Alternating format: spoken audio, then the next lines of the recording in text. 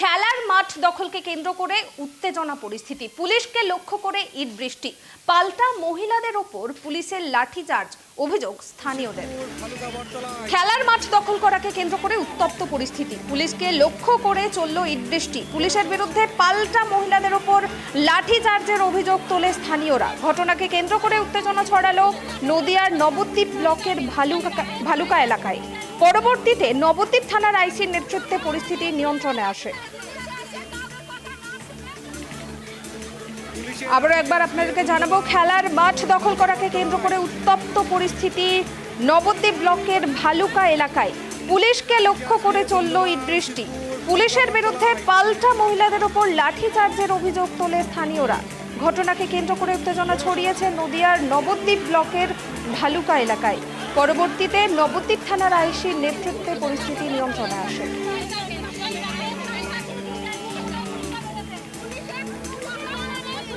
এ বিষয়ে আমরা বিস্তারিত জানবো। এই মুহূর্তে আমার সঙ্গে টেলিফোন লাইনে রয়েছেন আমাদের প্রতিনিধি রূপম। রূপম, খেলার মাঠ দখল করাকে কেন্দ্র করে উত্তেজনা ছড়িয়েছে নবদ্বীপ ব্লকের ভালুকা এলাকায়। ঘটনাটি ঠিক কি ঘটেছে এবং এই মুহূর্তে এলাকার কি পরিস্থিতি?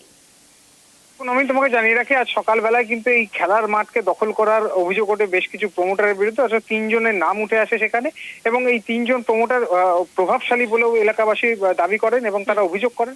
এবং এই মাঠকে এলাকার ছেলেমেয়েরা খেলাধুলা করতো এবং সেই মাঠকে জবরদখল করতে চাইছিল এই প্রমোটাররা। তারপরেই কিন্তু এলাকাবাসী রুখে দাঁড়ায় এবং সেখানেই কিন্তু রীতিমতো যেটা পরিবার অভিযোগ করছে, এই এলাকার পরিবারগুলি, সমস্ত মানুষ, এলাকার মানুষ অভিযোগ করছে যে যখন আজকে সকালবেলায় গুন্ডা বাহিনী নিয়ে আসে এই প্রমোটাররা, তারপরে আগ্নেয়াস্ত্র দেখানো হয় এলাকাবাসীকে, তারপরে ক্ষোভে ফেটে পড়েন এলাকাবাসী, তারপর তাদের উপর চড়া হলে বচসা সৃষ্টি হয় এবং সেখানে ঘটনা খবর পেয়ে এই নবদ্বীপ থানার পুলিশ সেখানে পৌঁছায়।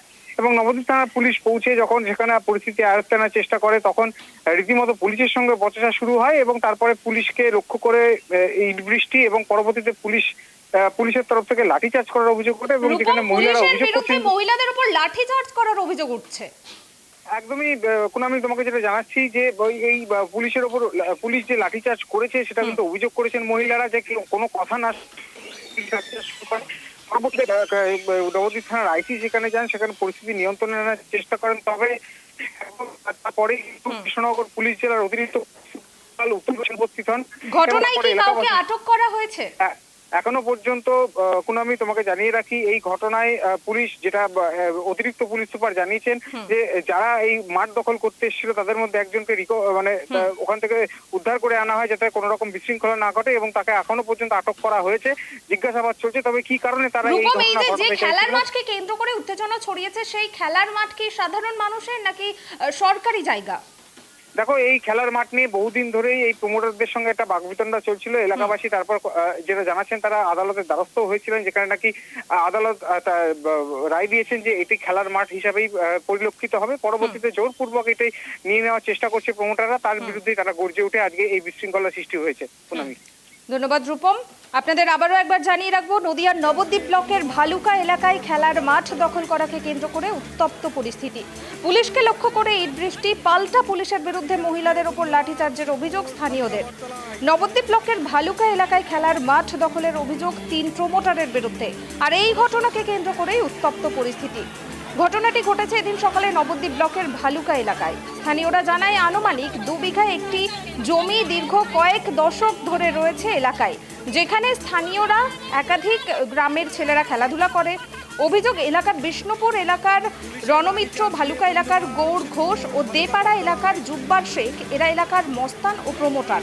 এলাকার এই খেলার মাঠ দখল করার উদ্দেশ্যে মাঝে মাঝেই অশান্তি করে, আর এদিন ভাড়া করা গুন্ডা এনে মাঠ দখল করতে যায়। স্থানীয়রা সেই সময় বাধা দিলে প্রমোটারদের পক্ষের একজন আগ্নেয়াস্ত্র দেখিয়ে ভয় দেখায়। তাদের আরও দাবি, এই জমির দখল নিয়ে ঘটনা আদালত পর্যন্ত গড়িয়েছে ও আদালত জমিটিকে স্থানীয়দের খেলার মাঠ হিসেবেই রায় দেয় বলেও দাবি করে স্থানীয়রা। পাশাপাশি খবর পেয়ে ঘটনাস্থলে এদিন পৌঁছায় কোতোয়ালি ও নবদ্বীপ থানার বিশাল পুলিশ বাহিনী। স্থানীয় মহিলাদের অভিযোগ, পুলিশ কোনো কিছু না শুনেই লাঠিচার্জ করেছে। পাশাপাশি পুলিশকে লক্ষ্য করে ইট বৃষ্টি করতেও দেখা যায় বিক্ষুব্ধ স্থানীয়দের। পরবর্তী সময়ে ঘটনাস্থলে নবদ্বীপ থানার আইসি গেলে পরিস্থিতি নিয়ন্ত্রণে আসে।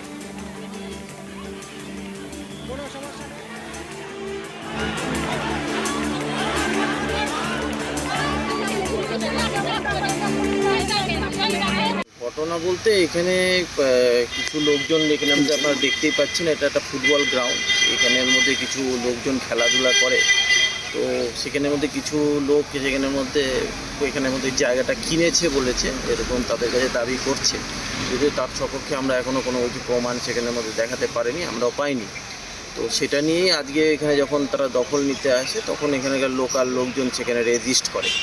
তো তারপরের মধ্যে সেখানে আমাদের পুলিশ আসে এবং সেটাকে টোটাল সিচুয়েশনটাকে নিজেদের কন্ট্রোলে নেয়। এখন মোটামুটি আমাদের নিয়ন্ত্রণেই আছে।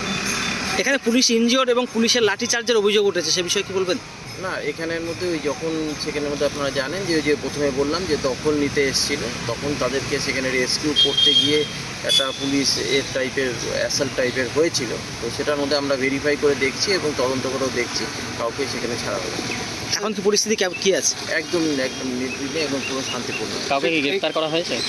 এখন আমরা একজনকে সেখানে মধ্যে নিয়ে গেছি, জাস্ট তাকে আটক বলাটাই এই সময়ের মধ্যে সমীচীন আছে। তো তাকে আমরা জিজ্ঞাসাবাদ করে কী ঘটনা হয়েছিল আরও ইনডেপথে সেখানের মধ্যে আমরা তদন্ত করে দেখব, তারপরে সেখানের মধ্যে যা আইনগত ব্যবস্থা সব নেওয়া। আগ্নেয়াস্ত্র নিয়ে আসার অভিযোগ উঠেছে দুষ্কৃতীদের বিরুদ্ধে। এখনো পর্যন্ত আমরা সেরকম কোনো কিছু পাইনি।